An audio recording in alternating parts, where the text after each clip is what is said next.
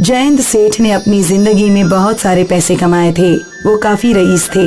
उनकी कई सारी फैक्ट्रीज थीं और बंगले भी। पर अब वो बीमार थे और उन्होंने बिस्तर पकड़ लिया था। जयंत सेठ की देखभाल उनका पुराना नौकर मदन कर रहा था। सेठ जी, जैसा आपने बोला था मैंने वैसा वकील जी को बोल दिया। आप अपनी सारी जायदाद अपने बड़े बेटे अजय के नाम कर रहे हैं। केवल वो जंगल वाली झोपड़ी विजय के नाम होगी। ठीक है।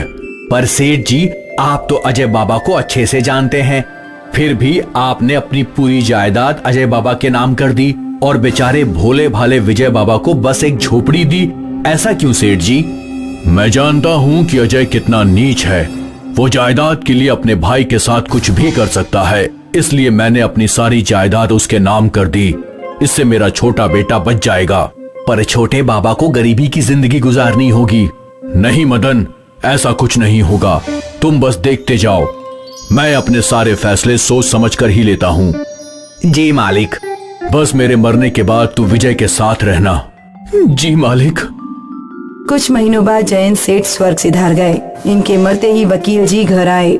सेठ जी ने अपनी सारी जायदाद अपने बड़े बेटे अजय के नाम कर दी है और विजय तुम्हारे नाम बस एक जंगल की छोटी सी झोपड़ी की है। वाह, मुझे नहीं पता था कि मेरे पिताजी मुझसे इतना प्यार करते हैं। मैं तो ये सोच रहा था कि कैसे मैं जायदाद में ज्यादा हिस्सा ले लूं। अच्छा हुआ ये पूरी जायदाद ही मेरी हो गई है। मुझे जायदाद का कोई लालच नहीं है। बाबा ने मुझे जो कुटिया दी है मैं उसी में खुश रहूंगा। भैया, मैं चलता हूँ। हाँ हाँ हाँ, ठीक है ठीक है। विजय अपने बंगले को छोड़कर निकल नहीं रहा था कि अजय बाबा, मैं भी विजय बाबा के साथ ही जाना चाहता हूँ।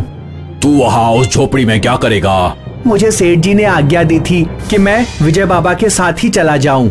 अच्छा ठीक है, जा जा चला जा। विजय और मदन काका जंगल की ओर चल पड़े। जंगल के बीच उन्हें एक कुटिया दिखी। पता नहीं सेठ जी ने ऐसा क्यों किया। एक बेटे को इतनी सारी जायदाद और दूसरे को बस ये छोटी सी कुटिया। काका, आप इतना मत सोचो। बाबा ने ये फैसला भी सोच समझ कर ही लिया होगा। देखते हैं बेटा। दोनों उस कुटिया के पास पहुँचे। विजय ने जैसे ही कुटिया के अंदर कदम रखा तो वो चौंक गए। काका, काका। जब मदन कुटिया के अंदर आया तो उसकी भी आंखें फटी की फटी रह गईं। वो कुटिया अंदर से एक आलीशान महल था। बाहर से भले ही वो एक छोटी सी कुटिया हो, पर अंदर से वो राजमहल था। बाप रे, मैंने कहा था ना, बाबा ने फैसला सोच समझ कर ही लिया था। जी, मालिक की बात तो अब समझ में आई है हमें। दोनों दंग होकर अपने नए महल का कोना कोना देखने लगे। भीतर एक बड़ा सा सिंहासन था। यहाँ तो एक सिंहासन भी है। हाँ विजय बाबा, बैठ के दिखाओ जरा कैसे लगते हो। विजय सिंहासन पर बैठ गया। ये तो बिल्कुल राजाओं का सिंहासन है। विजय जैसे ही सिंहासन पे बैठा, उसके सामने एक जिन आ गया। क्या हुक्म है मेरे आका? जी जी जी जी जी जी जिन। जी, मैं एक जिन ही हूँ। तुम यहाँ कैसे? मैं इस सिंहासन में रहता हूँ। मैं समझा नहीं। आज से लगभग 45 साल पहले तुम्हारे बाबा जयंत सेठ की एक कबाड़ी की दुकान थी। उस समय वो इसी झोपड़ी में रहा करते थे। तब एक दिन एक दूर का व्यापारी ये सिंहासन सेठ जी को बेचकर चला गया था। जयंत सेठ ने इस सिंहासन की मरम्मत करवाई और इसे झोपड़ी में ले आए। जयंत सेठ जैसे ही इस सिंहासन पर बैठे, मैं उनका गुलाम बन गया और तब से मैं अपने मालिक की हर इच्छा पूरी करता आया हूँ। कुछ महीनों पहले मालिक यहाँ आए थे और उन्होंने अपनी आखिरी इच्छा मांगी। मेरे मरने के बाद मेरा बेटा विजय इस सिंहासन पर बैठेगा। जैसे तुमने जिंदगी भर मेरा साथ दिया, मेरे बेटे का भी जरूर साथ देना। उसे खुश रखना हमेशा। इसलिए अब मैं तुम्हारा गुलाम हूँ। मुझे अपनी इच्छा बताओ मालिक। फिलहाल तो मुझे बहुत भूख लग रही है। कुछ खाने को मिल जाता तो अच्छा होता। जो हुकुम मेरे मालिक। जिन ने विजय के सामने ढेर सारे पकवान हाजिर कर दिए, जो देखकर विजय और मदन दोनों स्तब्ध रह गए। अरे, इतने सारे पकवान मैंने जिंदगी में कभी नहीं देखे। मदन और विजय दोनों पकवान खाने लगे। तभी अजय झोपड़ी के अंदर आया। वो झोपड़ी के अंदर का महल देखकर दंग था। तो बाबा ने मेरे साथ धोखा किया, तुझे ये जिन दे दिया जो तेरी हर इच्छा पूरी करेगा और मुझे बस थोड़ी सी जायदाद दी। मुझे ये जिन चाहिए। तुम हंस क्यों रहे हो? ऐसा नहीं हो सकता। इसलिए क्यों नहीं? क्योंकि मेरे पहले मालिक ने इन्हें मेरा अगला मालिक बनाया है और जब तक ये मुझे किसी और को नहीं देते मैं इनका ही गुलाम रहूंगा। अच्छा ये बात है, तो मैं तुझे छीन कर ही रहूंगा, चाहे इसके लिए मुझे कुछ भी करना पड़े। तुम ऐसा नहीं कर सकते। मेरे रहते हुए मेरे मालिक को कोई छू भी नहीं सकता। मेरी कमर, मेरी कमर! शायद इतना तुम्हारे लिए काफी है। अगर अगली बार मेरे मालिक के पास भी आए तो मैं तुम्हारी जान ले लूंगा, समझ गए? मैं समझ गया मैं। सेठ जी ने बिल्कुल सही निर्णय लिया था, वो ये पहले से जानते थे। हाँ। उस दिन के बाद विजय और मदन अपनी जादुई झोपड़ी में खुश थे। ना उन्हें किसी बात की चिंता थी और ना ही किसी का डर। जीवन बहुत ही गरीब था। वो मजदूरी करके अपने परिवार का पेट पालता था। उसके परिवार में उसकी माँ और एक छोटी बहन पायल थी। ये लो माँ, इस महीने की पगार। बेटा, ये तो ठीक है। तेरी इस पगार में हमारा जैसे तैसे कट जाता है, पर अब पायल बड़ी हो रही है। कुछ बरस में उसकी शादी करनी होगी ना?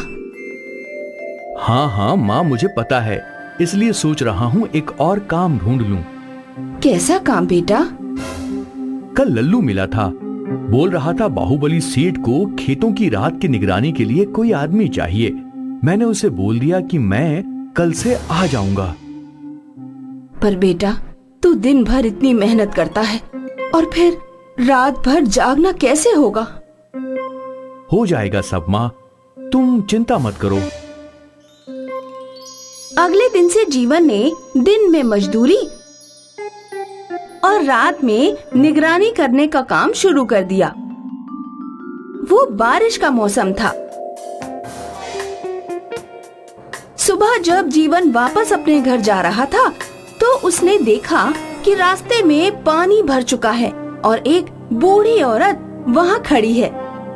उस बूढ़ी औरत के हाथ में एक छाता था। क्या हुआ माँ?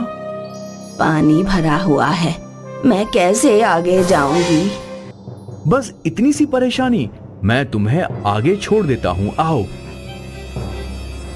जीवन ने उस बूढ़ी औरत को गोद में उठा लिया और उसको रास्ता पार करवा दिया। धन्यवाद बेटा, तुम बहुत भले हो। तभी बादलों में जोर से गड़गड़ाहट हुई। बहुत तेज बारिश आने वाली है, तुम मेरा ये छाता ले लो। नहीं अम्मा, इसकी जरूरत नहीं, मैं चला जाऊंगा। ले लो बेटा, तुम्हें इसकी जरूरत पड़ेगी। मैं प्यार से दे रही हूँ, ले लो। जीवन ने छाता लेने के लिए हाथ आगे किया और उसके चेहरे पे पानी की बूंदें गिरने लगी। वो ऊपर देखने लगा। देखो अम्मा, छाता लेते ही बारिश शुरू। पर जैसे ही जीवन ने सामने देखा तो वो बूढ़ी औरत गायब थी। अब बस उसके हाथ में वो जादुई छाता था। अम्मा कहाँ गई? इतनी जल्दी कहाँ गायब हो सकती हैं? जीवन को समझ नहीं आ रहा था कि आखिर क्या हो रहा है।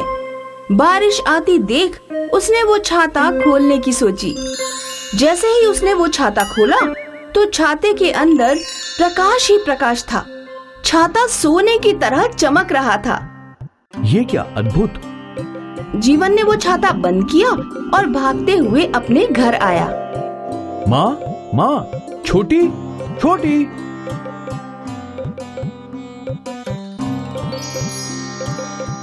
क्या हुआ भैया? ये देखो माँ, आज मुझे क्या मिला। ये तो एक छाता है। ये कोई ऐसा वैसा छाता नहीं है माँ। जीवन ने अपनी माँ को वो छाता खोल के दिखाया तो उसमें से वापस प्रकाश निकला और वो छाता सुनहरा हो गया। ये तो सोने की तरह चमक रहा है। भैया, अंदर कुछ लिखा है, जो चाहोगे वही पाओगे। इसका मतलब क्या हुआ? पता नहीं, लेकिन फिलहाल मुझे भूख लगी है, बहुत सारा खाना चाहिए। ऐसा बोलते ही सोने के छाते में से खाने की चीजें गिरने लगी। ये देखकर तीनों चौंक गए।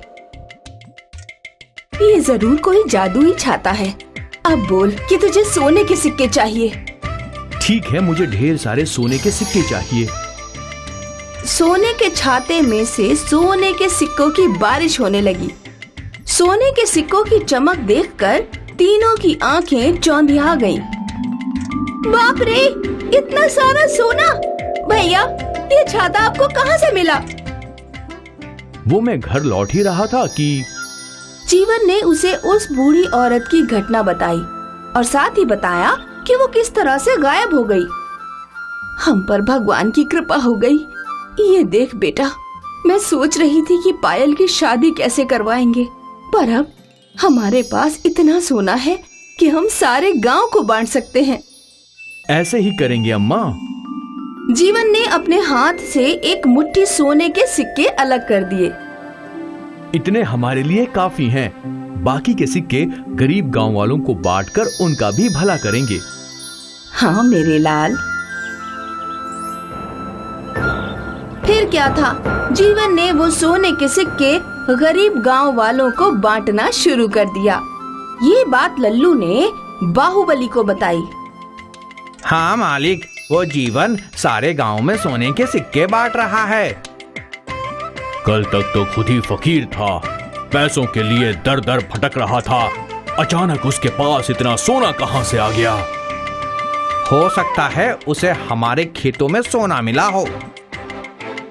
हाँ, ऐसा ही हुआ होगा, पर उस सोने पर हमारा हक है, बस मेरा। तू पता लगा लल्लू, आखिर माजरा क्या है। बाहुबली ने लल्लू को जीवन पे नजर रखने के लिए भेज दिया। लल्लू ने देखा कि जब जीवन छाता खोलता है और सोने के सिक्के मांगता है तो उस छाते से सोने के सिक्के गिरते हैं। तो ये जादुई छाता है, मुझे ये बात मालिक को बतानी चाहिए। लल्लू वहाँ से दौड़ के बाहुबली के पास गया और जो उसने देखा वो बता दिया। तुझे यकीन है कि वो छाता जादुई है और सोने के सिक्कों की बारिश करवाता है? हाँ मालिक, छाता खोलते ही सोने का हो जाता है और फिर सोने की बारिश होने लगती है। ठीक है, तो चल वो छाता वापस लेते हैं। बाहुबली तमतमाता हुआ जीवन के घर आया। उस सोने के छाते पर बस मेरा हक है। और बाहुबली ने जीवन के हाथ से वो छाता खींच लिया, पर जैसे ही बाहुबली ने वो छाता खोला तो उसमें से बहुत सारा कीचड़ बाहुबली के चेहरे पर गिर गया। तूने तो बोला था ये सोने का छाता है। ये ले जीवन, ले अपना सड़ा हुआ छाता। और लल्लू, आज तेरी खैर नहीं। नहीं नहीं मालिक, नहीं मालिक। बाहुबली लल्लू को पीटने लगा और वो दोनों वहाँ से चले गए। फिर जीवन ने वो छाता उठा लिया। लगता है इस छाते का जादू खत्म हो गया। अब हम किसी और की मदद नहीं कर पाएंगे। जीवन निराश हो गया, पर फिर भी उसने छाता खोलने की कोशिश की और एक बार फिर वो छाता प्रकाश से भर गया और सोने के छाते में बदल गया। अंदर फिर से कुछ लिखा है, सोने का छाता बस सोने के मन वालों को ही मिलता है, दूसरों की मदद करते रहना। तीनों खुश थे कि सोने के छाते से वो और लोगों की मदद कर सकते थे। जीवन के मन में दूसरों की मदद करने का भाव था, इसीलिए वो छाता सोने का छाता बनकर सोना देता गया। और बाहुबली के मन में लालच था, इसीलिए सोने के छाते ने उसे कीचड़ दिया। इस कहानी ने हमें समझाया कि जैसी नियत वैसी बरकत।